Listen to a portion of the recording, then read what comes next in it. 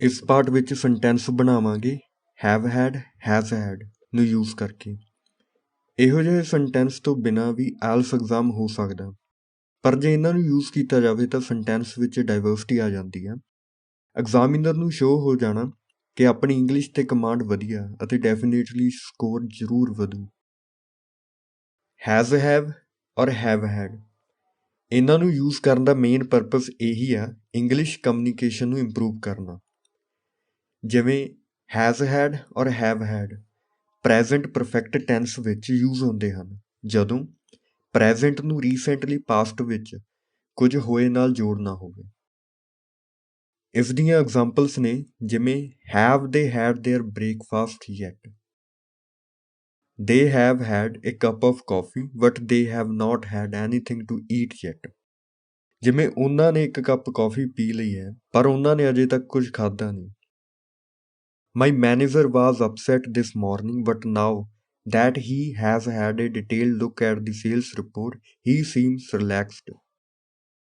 ਮੇਰਾ manager upset ਸੀ ਇਸ morning, ਪਰ ਹੁਣ ਜਦੋਂ ਉਹਨੇ ਡਿਟੇਲਡ ਲੁੱਕ ਲੈ ਲਿਆ ਹੈ ਸੇਲਸ ਰਿਪੋਰਟ ਦੇ ਉੱਤੇ, ਉਹ ਰਿਲੈਕਸ ਲੱਗਦਾ ਹੈ। Have you had a bad day at work? ਕੀ ਤੁਹਾਡਾ ਦਿਨ ਬੁਰਾ ਗਿਆ ਅੱਜ ਕੰਮ ਤੇ? I have had a great evening. I went to the movie with my friends. I have had a great vacation. It was nice to spend time with family। ਆ ਜੋ red colour ਦੇ ਵਿੱਚ ਸੈਂਟੈਂਸ ਲਿਖੇ ਗਏ ਨੇ 5ਵਾਂ ਤੇ 6ਵਾਂ, ਇਹ compound ਸੈਂਟੈਂਸਿਸ ਨੇ। ਇਹਨਾਂ ਸੈਂਟੈਂਸ ਵਿੱਚ 2 ਸੈਕਸ਼ਨ ਨੇ, ਦੋਵਾਂ ਨੂੰ ਸੈਮੀ ਕੋਲਨ ਦੇ ਨਾਲ ਸੈਪਰੇਟ ਕੀਤਾ ਗਿਆ। ਸੈਂਟੈਂਸ ਦੇ both part independent sentence consider ਕੀਤੇ ਜਾ ਸਕਦੇ ਨੇ।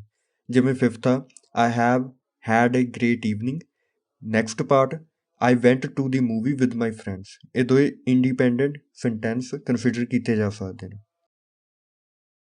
ਇਹੋ ਜਿਹੇ ਕੰਪਾਊਂਡ ਸੈਂਟੈਂਸਸ ਨੂੰ ਯੂਜ਼ ਕਰਨ ਦੇ ਨਾਲ ਵੀ ਹੋਰ ਡਾਇਵਰਸਿਟੀ ਆਉਂਦੀ ਹੈ। Next example, I have had an opportunity to work directly with the director। 8th, we have had the privilege to meet the CEO in person। I have had opportunity to work under the great leaders। ਇਹੋ ਜਿਹੇ ਜੋ sentence ਨੇ ਉਹ useful ਹੋਣਗੇ writing ਔਰ speaking ਬੋਥ section ਦੇ ਵਿੱਚ। ਤੇ ਹੁਣ ਹੈਜ਼ ਔਰ ਹੈਡ ਦੀਆਂ ਐਗਜ਼ਾਮਪਲਸ, ਜਿਵੇਂ he has had a decent career in sales and marketing।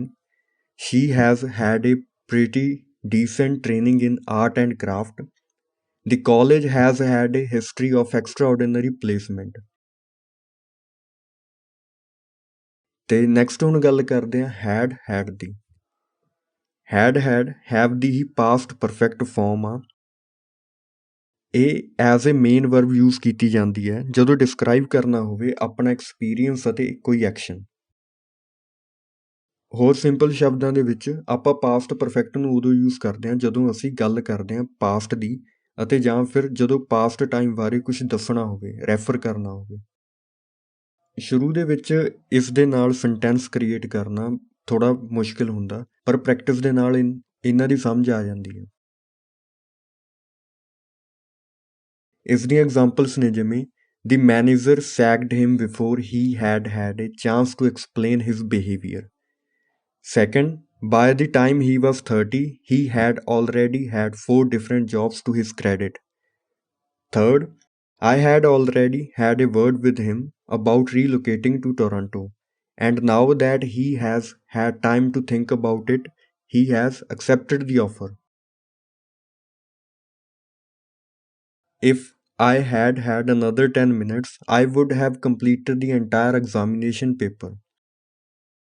These successive governments in last 50 years had had opportunity to address farmers' concerns। Writing time ਜਦੋਂ ਵੀ writing topic ਲਿਖਣਾ ਤਾਂ ਇੱਕ ਸੈਂਟੈਂਸ ਤਾਂ ਜ਼ਰੂਰ ਬਣਾ ਕੇ ਦੇਖਣਾ। ਸਪੀਕਿੰਗ ਦੌਰਾਨ ਐਟਲੀਸਟ 2 ਸੈਂਟੈਂਸਿਸ ਤਾਂ ਬਣਾਉਣ ਦੀ ਪ੍ਰੈਕਟਿਸ ਕਰਨੀ ਹੀ ਕਰਨੀ ਹੈ।